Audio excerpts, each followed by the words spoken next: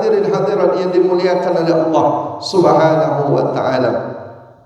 Kalau kami tanyakan kepada bapak dan ibu dan kita semua, apakah kita ingin hidup selamat baik di dunia ataupun di akhirat? Yakin dan percaya kami, kita yang berada di dalam masjid ini atau seluruh umat Islam pasti menjawab, kami ingin mendapatkan keselamatan. Makanya baginda Rasulullah SAW diberikannya gambaran, ditengokkan oleh Rasulullah itu jalan yang mesti kita tempuh. Taraktu fikum amraini, aku tinggalkan kepada kalian dua perkara. In tamassaktum bihima lan tadillu abada. Kalau kita berpegang teguh kepada dua perkara ini, maka kita tak akan pernah tersesat selamanya. Apa itu? Kitabullah, Al-Quranul Karim, dan sunnah Rasulullah Sallallahu Alaihi Wasallam. Makanya bapak dan ibu, suatu ketika Nabi itu menyebutkan, apa kata Nabi? Salasun munjiat, ada 3 yang menyelamatkan, kata Rasulullah Sallallahu Alaihi Wasallam. Kalau kita ingin mendapatkan keselamatan, kita pastikan kita melakukan 3 hal ini. Maka janji Rasulullah Sallallahu Alaihi Wasallam, pasti kita mendapatkan keselamatan. Salasun munjiat, ada 3 yang menyelamatkan. Apa-apa saja yang menyelamatkan, kata baginda Rasulullah Sallallahu Alaihi Wasallam. Yang pertama yang menyelamatkan itu adalah fataqwallah fis sirri wal alaniyah, bertakwa kepada Allah baik dalam keadaan sepi sendiri-sendiri atau dalam keadaan beramai-ramai atau dalam keadaan berjamaah. Kalau bisa kita, insya Allah kita termasuk orang yang selamat.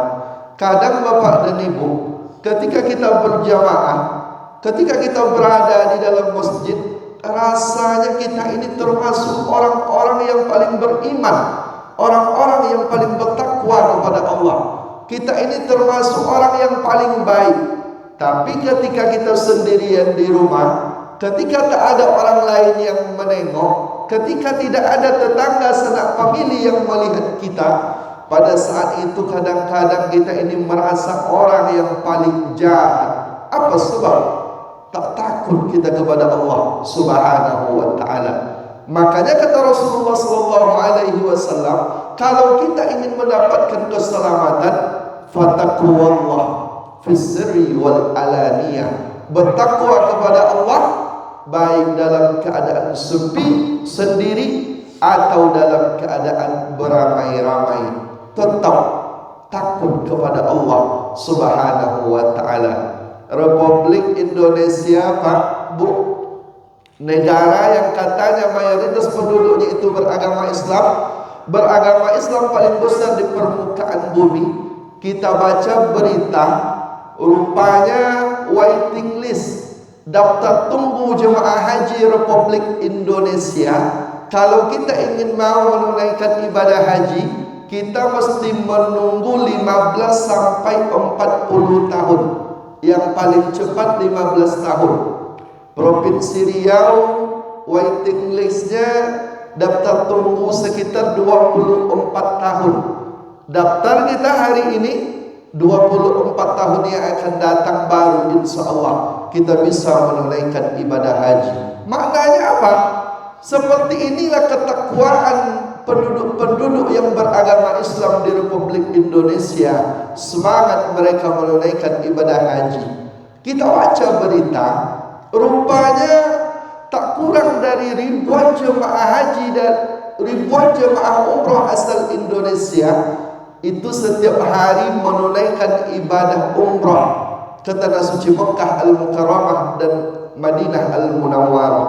Bahkan Bapak dan Ibu, Provinsi Riau itu tahun kemarin berapa banyak jemaah umrah dari Provinsi Riau? 44.000, hampir 50.000 penduduk Provinsi Riau setiap tahun berangkat menunaikan ibadah umrah. Kalau kita bagi 365 hari, bermakna sekitar 130 orang penduduk Provinsi Riau setiap hari berangkat menunaikan ibadah umrah ke tanah suci Mekah Al-Mukarramah dan Madinah Al-Munawwarah. Seperti inilah semangat ketakwaan penduduk-penduduk kita yang beragama Islam. Tapi apakah kita bisa merasa berbangga? Apakah kita ini bisa merasa jumawa? Rupanya di negara yang katanya mayoritas penduduknya beragama Islam ini, penduduk beragama Islam paling besar di permukaan bumi, rupanya di negara itu pula Bapak dan Ibu, penduduk-penduduk di Republik Indonesia ini rupanya termasuk orang yang paling banyak mengakses situs pornografi dan porno aksi. Maknanya apa? Semangat beribadahnya tinggi, untuk menunaikan ibadah haji, ibadah umrah ramai, tetapi rupanya di negara itu pula orang-orang banyak yang menengok situs pornografi dan porno aksi. Maknanya apa? Tak selaras ketakwaan. Mereka beriman ketika mereka berjamaah beramai-ramai, tetapi ketika mereka sendiri, mereka melakukan maksiat di hadapan Allah Subhanahu wa taala. Makanya kadang-kadang banyak di antara kita ini yang keliru. Keliru seperti apa? Kita meyakini ketika kita berdoa kepada Allah, kita yakin dan percaya Allah itu maha mendengar doa, Allah itu maha mengijabah doa. Tetapi di sisi yang lain kadang-kadang kita sering lupa. Apa yang kita lupa? Ketika kita melakukan perbuatan maksiat, kita lupa bahwa Allah Subhanahu wa taala itu maha melihat. Maka yang menyelamatkan, kata Nabiullah Muhammad sallallahu alaihi wasallam, fataqwallah fis sirri wal alaniyah, bertakwa ketika kalian dalam keadaan sunyi sendiri atau dalam keadaan beramai-ramai. Ketakwaan ini tidak mengenal kata sendiri Bapak dan Ibu. Apa sebab? Anta'budallaha ka'annaka tarahu, beribadahlah kita seolah-olah kita melihat Allah Subhanahu wa taala. Fa in lam takun tarahu, kalau kita tak bisa menengok Allah, fa innahu yaraka, yakin Allah Subhanahu wa taala melihat setiap apa yang kita lakukan. Ini yang terjadi Bapak dan Ibu. Bahkan PPATK, Pusat Pelaporan Analisa Transaksi Keuangan, itu dikeluarkannya data Bapak dan Ibu. Rupanya transaksi judi online di Republik Indonesia tahun 2025, dari bulan 1 sampai bulan Juni, berapa total transaksi judi online di Republik Indonesia? Itu mencapai 1.200 triliun. Itu transaksi judi online ya Bapak dan Ibu. Luar biasa. APBN, anggaran pendapatan belanja negara, itu hanya 3.600 triliun. Tetapi transaksi judi online di Republik ini itu mencapai 1.200 triliun. Coba bayangkan. Kalau dulu, kalau kita mau berjudi agak-agak susah. Pergi kita ke Semak Belukar, bentangkan tikar, di situ orang-orang dulu berjudi. Sekarang kami menengok dengan mata kepala kami sendiri Bapak dan Ibu. Sedang menunaikan ibadah umrah di pinggir hotel di samping Masjid Nabawi pun memakai peci, memakai jubah, bisa dia melakukan judi online. Apa sebab? Hilang rasa takutnya kepada Allah Subhanahu wa ta'ala. Inilah yang dikatakan oleh Nabi, fataqwallah fis sirri wal alaniyah. Makanya pada hari ini kita miris Bapak dan Ibu, ada survei, ditanyanyalah anak-anak kita tingkatan SMA, sekolah menengah atas. Apa yang ditanya oleh orang yang survei ini? Mohon maaf, yang ditanya ini adalah perempuan yang masih berada di tingkat sekolah menengah atas. Apakah yang ditanyakan kepada perempuan ini? Apakah kalian pernah melakukan hubungan suami istri dengan lawan jenis atau dengan pacar kalian? Hasil dari survei ini mengejutkan. Rupanya Bapak dan Ibu, survei ini bisa betul bisa salah, tapi bisa kita ambil iktibar, bisa kita ambil pelajaran. Di tengah hubungan anak-anak kita dengan lawan jenis yang susah untuk dikontrol, rupanya hasil survei ini mengejutkan. Apa hasil surveinya? Rupanya dari 10 anak-anak perempuan kita pada tingkat sekolah menengah atas, dari 10 orang yang disurvei, 6 orang Bapak dan Ibu mengaku sudah pernah melakukan hubungan suami istri dengan lawan jenisnya, padahal mereka belum menikah. Coba bayangkan, lebih dari separuh anak-anak perempuan kita seperti itu. Na'udzubillah, na'udzubillah. Apa yang ingin kami sampaikan? Kadang-kadang kita merasa bertakwa kepada Allah Subhanahu wa ta'ala, tetapi di sisi yang lain kadang-kadang kita dengan mudah, dengan enteng, dengan remeh-temeh kita bermaksiat kepada Allah Subhanahu wa ta'ala. Maka yang menyelamatkan pertama sekali itu apa? Merasa takut kepada Allah Subhanahu wa ta'ala. Makanya Bapak dan Ibu, kalau kita tengok amal-amal ibadah yang kita lakukan ini, itu tujuan akhirnya untuk memunculkan ketakwaan, menanamkan rasa takut di dalam hati dan sanubari kita.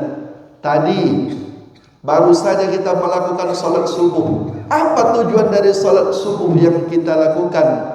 Innas salata tanha 'anil fahsya wal munkar, mencegah kita dari perbuatan keji dan mungkar. Tujuannya apa? Ketakwaan kepada Allah Subhanahu wa ta'ala. Kita lakukan ibadah puasa, ujungnya apa?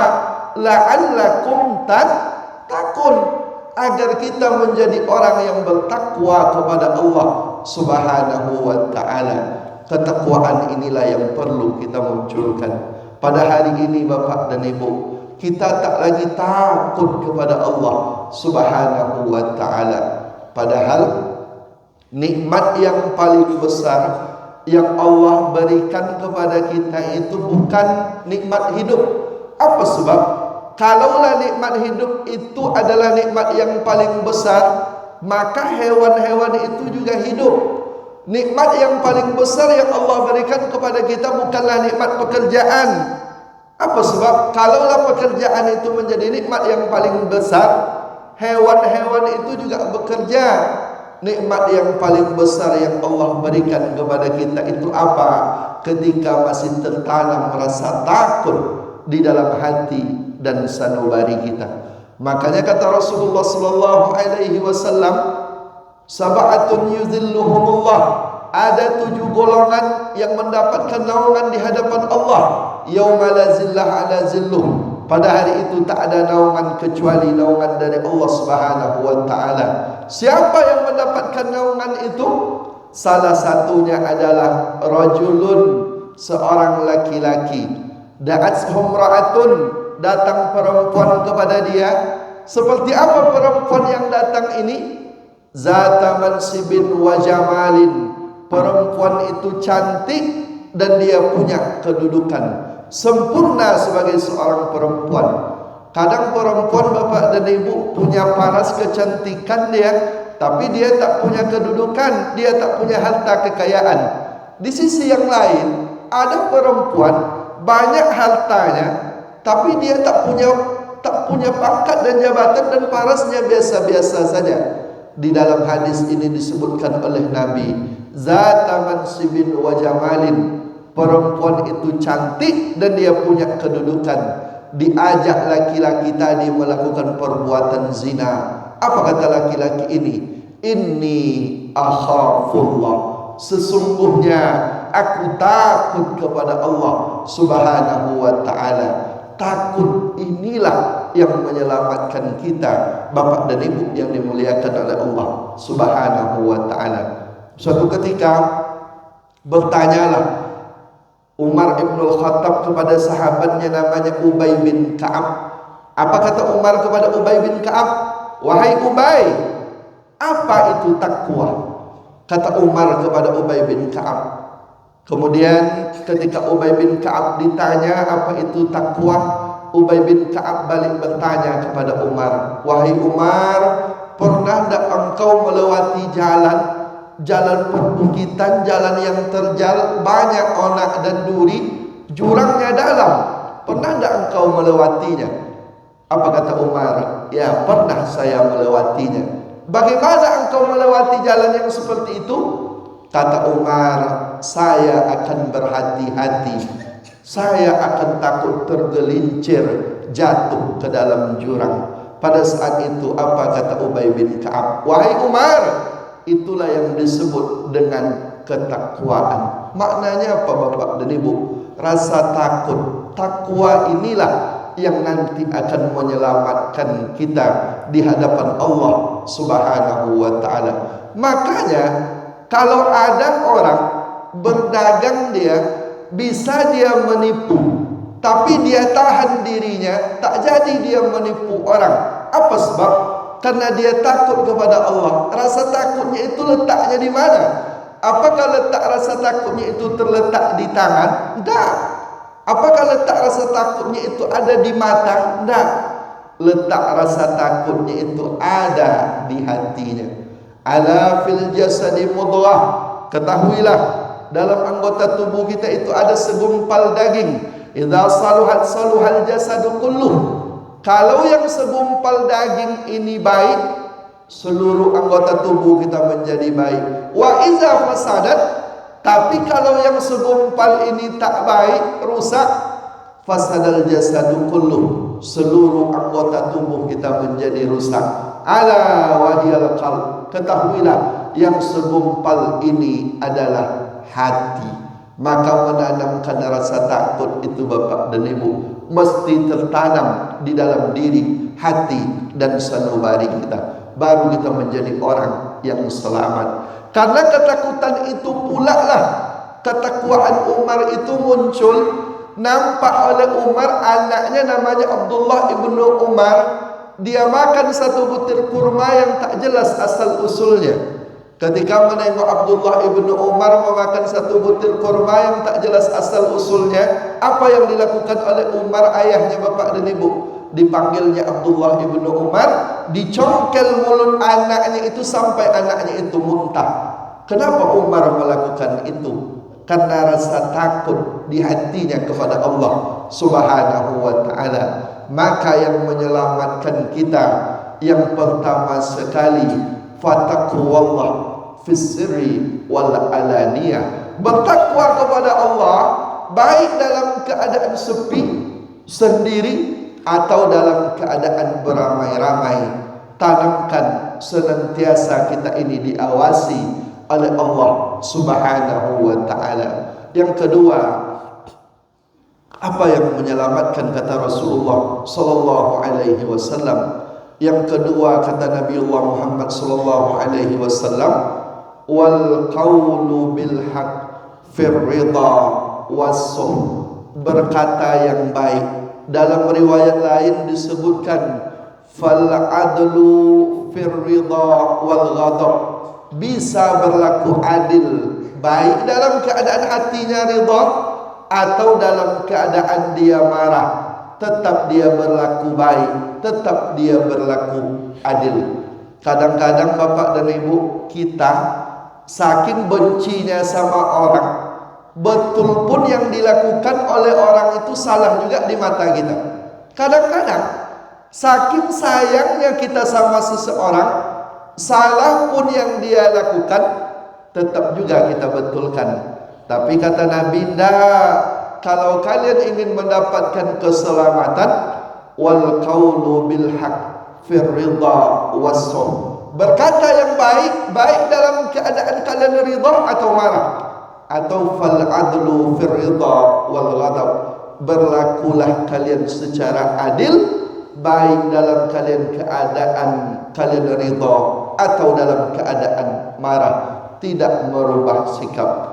Yang benar tetap kita betulkan, yang salah tetap kita salahkan. Apa sebab? Kita berpegang pada aturan yang sudah digariskan oleh Allah Subhanahu wa ta'ala. Sekarang kita tengok banyak nampak oleh kita Bapak dan Ibu, berbeda arah politik. Ketika dinasti ini tumbang, musuhnya ini digelincirkan, dicari-cari jalan, dicari-cari kesalahan, bahkan dia dipenjara. Tapi kata Nabi, tidak. Kalau kalian ingin mendapatkan keselamatan, tetap kalian berlaku adil, baik dalam keadaan ridha atau dalam keadaan marah. Inilah yang dicontohkan oleh baginda Rasulullah sallallahu alaihi wasallam. Rasulullah sallallahu alaihi wasallam pada zaman Nabi itu Bapak dan Ibu, banyak kisah-kisah yang dapat kita ambil iktibar dan pelajaran. Pada zaman Nabi ada seorang perempuan namanya Fatimah, tapi bukan anak Nabi. Nabi juga punya anak namanya Fatimah, tapi dalam kasus ini bukan Fatimah anak Nabi. Fatimah ini anak Aswad, nama ayahnya Aswad. Aswad ini seorang kepala suku.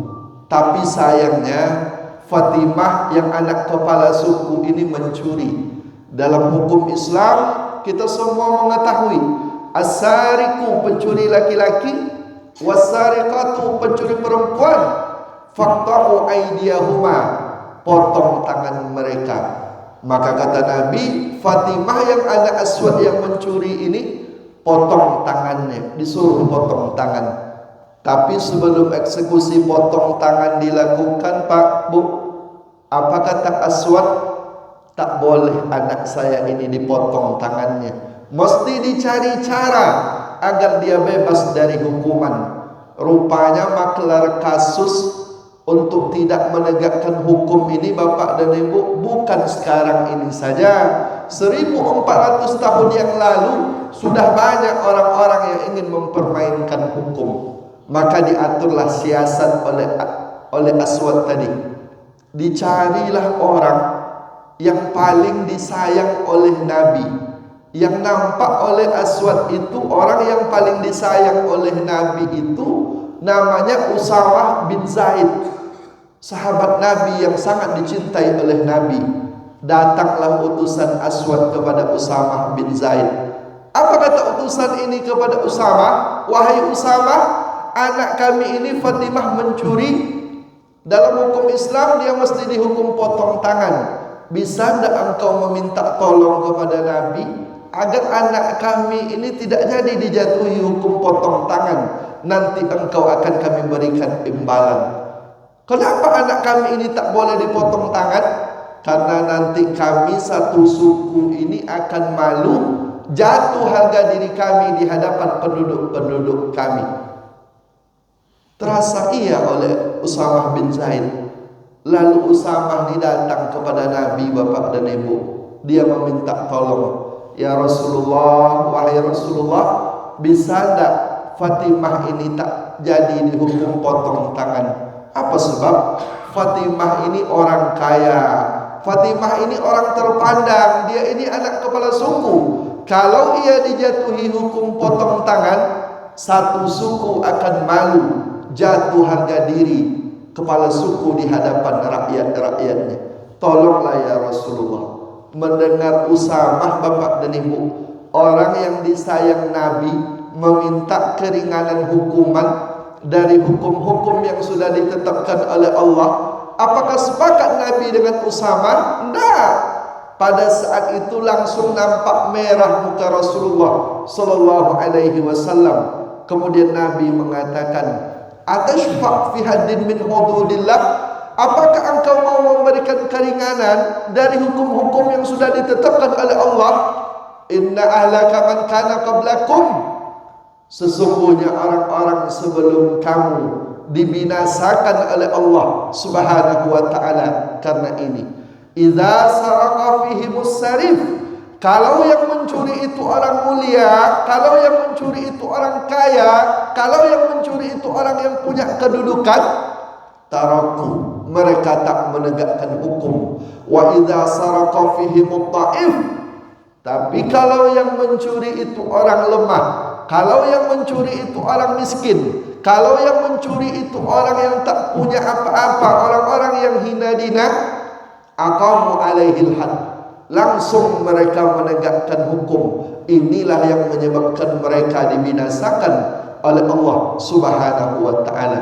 Wallahi, Nabiullah Muhammad sallallahu alaihi wasallam bersumpah demi Allah, lau sarakat Fatimah binti Muhammad, jangankan Fatimah anak Aswad yang mencuri, lau sarakat Fatimah binti Muhammad, kalaulah Fatimah anak Muhammad yang mencuri, laqata'tu yadaha, aku sendiri yang akan memotong tangannya, kata Rasulullah sallallahu alaihi wasallam. Apa pelajaran yang dapat kita ambil Bapak dan Ibu yang dimuliakan oleh Allah Subhanahu wa taala?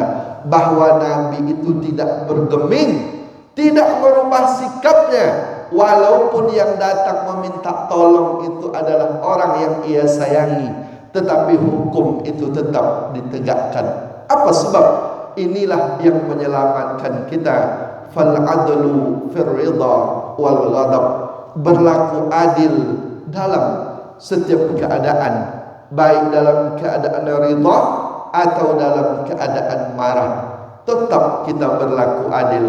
Inilah yang agak susah pada hari ini Pak Bu untuk kita terapkan. Makanya sahabat-sahabat Nabi itu memang dijaga betul. Hukum-hukum Allah itu betul-betul dia tegakkan. Mereka itu betul-betul berlaku baik walaupun kepada orang yang tidak mereka senangi, tapi tetap mereka bisa berlaku baik.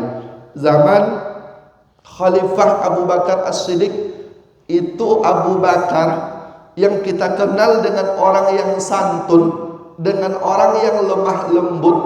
Tapi kapan nampak tegas Khalifah Abu Bakar nih Bapak dan Ibu? Ketika ada orang-orang umat Islam yang tak mau membayar zakat, pada saat itu Abu Bakar itu langsung marah, langsung nampak kerasnya. Kata Abu Bakar, kalau ada umat Islam tak mau dia membayar zakat, diperangi.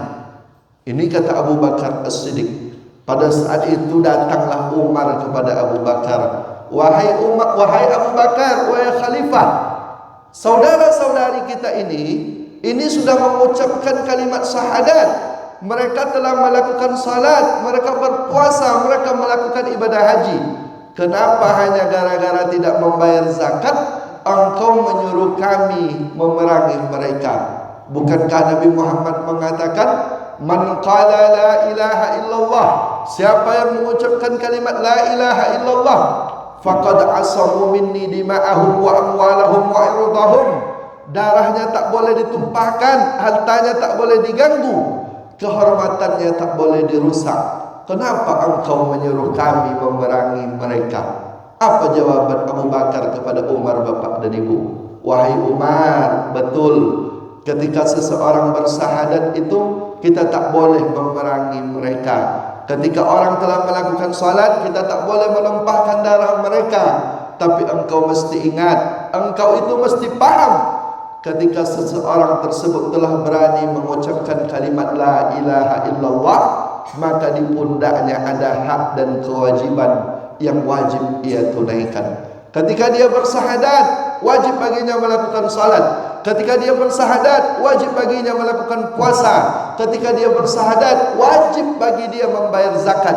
Ketika dia bersahadat, wajib baginya menunaikan ibadah haji kalau mampu. Nampak keras, nampak tegas Abu Bakar As-Siddiq. Apa sebab? Menjalankan hadis fal adlu fir ridha wal ghadab, berlaku adil dalam setiap keadaan. Inilah yang dicontohkan oleh sahabat-sahabat Nabi. Ini pula lah Bapak dan Ibu yang dicontohkan oleh ulama-ulama kita. Ulama kita, salah seorang ulama besar yang amat sangat kita kenal, yang lahir di tepi-tepian Danau Maninjau, Buya Abdul Karim Malik Amrullah, atau yang kita kenal dengan Buya Hamka, Haji Abdul Malik Karim Amrullah, lahir di tepi-tepian Danau Maninjau.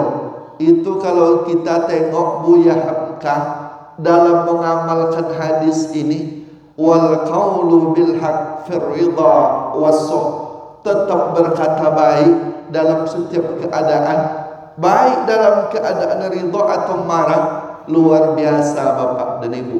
Buya Hamka ini pada tahun 1964 dipenjara oleh rezim Presiden Soekarno. Berapa tahun Buya Hamka dipenjara? 2 tahun lebih Buya Hamka dipenjara oleh rezim Presiden Soekarno. Apa kesalahan yang dilakukan oleh Buya Hamka? Dituduh Buya Hamka ini melakukan makar, ingin menumbangkan rezim Presiden Soekarno. Ditahanlah Buya Hamka di dalam penjara, di BAP lah Buya Hamka. Berapa lama Buya Hamka diperiksa Bapak dan Ibu? 15 hari. Buya Hamka ini tidak pernah berhenti diinterogasi oleh petugas. Bahkan di dalam penjara itu Buya Hamka dikatakan sebagai pengkhianat. Buya Hamka itu dikatakan sebagai orang yang mau menjual negara kesatuan Republik Indonesia kepada orang lain. Hampir Buya Hamka itu terlintas di pikirannya. Kebetulan di dalam penjara itu nampak oleh Buya Hamka pisau silet. Sudah ada bisikan di dalam hati Buya, wahai Buya, di Danau Maninjau engkau dimuliakan orang, di Sumatera Barat engkau diberi gelar orang datuk, tetapi di dalam penjara ini engkau dikatakan pengkhianat bangsa, engkau dikatakan ingin menjual negara kesatuan Indonesia. Itu ada pisau silet, engkau putuskan saja urat nadimu. Pernah hampir Buya Hamka melakukan itu. Buya Hamka ceritakan di dalam bukunya Tasawuf Modern, tetapi alhamdulillah itu tak terjadi. Keluar Buya Hamka dari dalam penjara Bapak dan Ibu. Hari berganti pekan, pekan berganti bulan, bulan berganti tahun. Presiden Soekarno pun tumbang. Rupanya Presiden Soekarno menyesal sudah memenjarakan Buya Hamka. Apa bukti Presiden Soekarno menyesal telah memenjarakan Buya Hamka? Rupanya Buya Soekarno ini ditulisnya wasiat. Apa wasiatnya? Kalau saya nanti meninggal dunia, minta yang menjadi imam salat jenazah saya itu adalah Buya Hamka. Meninggallah Presiden Soekarno pada tahun 1970. Datang orang kepada Buya Hamka, dibawanya secari kertas, dibawanya nampak tertulis oleh Buya Hamka, minta Buya Hamka yang menjadi imam salat jenazah Presiden Soekarno. Kelembutan hati Buya Hamka nampak di situ Bapak dan Ibu.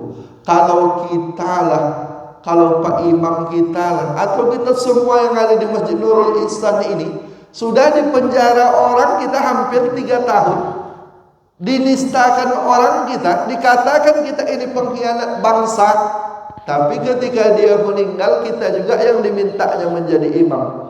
Yakin dan percaya kami Bapak dan Ibu, tak ada di antara kita ini yang sanggup untuk melakukan itu. Tapi nampak kelembutan hati Buya Hamka, nampak Buya Hamka ini betul-betul mengamalkan. Mau juga Buya Hamka menjadi imam salat jenazah Presiden Soekarno. Artinya apa?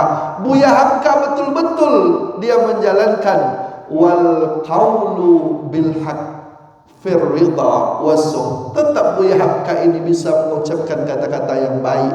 Tetap dia berlaku adil walaupun dalam keadaan marah atau dalam keadaan hatinya itu ridha. Ini yang sulit Bapak dan Ibu. Jangan kita merubah sikap. Kadang-kadang karena kebencian kita, kebaikan saudara-saudari kita tak nampak sama sekali. Kadang-kadang karena kecintaan kita, salah pun yang dilakukan oleh saudara dan saudari kita itu tak juga nampak oleh kita. Apa sebab? Tak bisa kita berlaku adil, tak bisa kita berlaku baik. Maka yang kedua yang menyelamatkan, kata Rasulullah sallallahu alaihi wasallam, wal qaulu bil haq fir ridha was-suh. Yang ketiga yang terakhir, apa yang menyelamatkan kita kata Rasulullah sallallahu alaihi wasallam? Yang ketiga, wal qasdu fil ghina wal faqr. Hidup sederhana baik dalam keadaan kita kaya atau dalam keadaan kita miskin, tetap hidup sederhana. Kadang-kadang ini yang susah Bapak dan Ibu. Kenapa kita pada hari ini kurang mendapatkan kebahagiaan? Karena cara hidup kita itu tidak mencerminkan hidup yang sederhana. Hidup sederhana ini di tengah-tengah Pak. Bukan berpoya-poya, bukan boros, bukan pula meminta-minta. Dia ada di tengah-tengah. Orang yang hidup sederhana tahu dia mana kebutuhan, mana keinginan. Sekarang ini Bapak dan Ibu, kenapa banyak di antara kita ini hidupnya ini tak nyaman? Karena kita mencoba hidup dengan versi-gaya orang lain, tetapi pendapatannya tak sama. Tak mau kita hidup sederhana, tak mau kita ini hidup apa adanya. Makanya kami pernah bercerita dengan kawan, ada kawan pendapatannya itu 20 juta lebih sebulan, banyak. Tapi setiap berjumpa dengan kawan ini, yang dia ceritakan itu hidup susah terus. Kenapa hidupnya susah? Karena kebutuhan dia itu luar biasa. Semua keinginan itu dia ikutkan. Kredit mobil baru 11 juta, kredit iPhone sekian juta, diambilnya juga. Padahal gajinya itu sudah 20 juta. Tak mau hidup apa adanya. Tetapi di sisi yang lain, ada juga kami menjumpai, ada kawan pendapatannya cuma 2.500.000 Pak Bu, sebulan. 2.500.000 sebulan. Tapi setiap berjumpa dengan dia, senyum terus dia. Anaknya 7 orang, semuanya sekolah. Coba kita bayangkan Pak, 2.500.000 gajinya, senyum terus dia, anaknya 7 orang sekolah. Yang pendapatan 20 juta tadi, anaknya cuma 2 orang, mengeluh terus. Kenapa hidup ini begitu amat sangat susah? Maknanya apa? Kadang-kadang yang membuat beban hidup kita itu menjadi susah, yang membuat hidup kita ini tak nyaman, kadang-kadang karena diri kita sendiri. Tak mau kita hidup sederhana, tak mau kita ini hidup biasa-biasa saja. Ustaz, oh berarti tak boleh kita memiliki rumah yang besar, kendaraan yang mewah? Boleh, tak apa-apa Pak. Kalau ada duit silakan. Tapi mesti kita hidup sederhana. Jangan sampai nanti gara-gara ingin mengikuti gaya hidup yang hedon, kita ini tersiksa. Pendapatan kita pas-pasan, mau kita ikutkan nanti pendapatan orang yang begitu amat sangat luar biasa. Tak bisa. Inilah yang membuat hidup kita tak nyaman.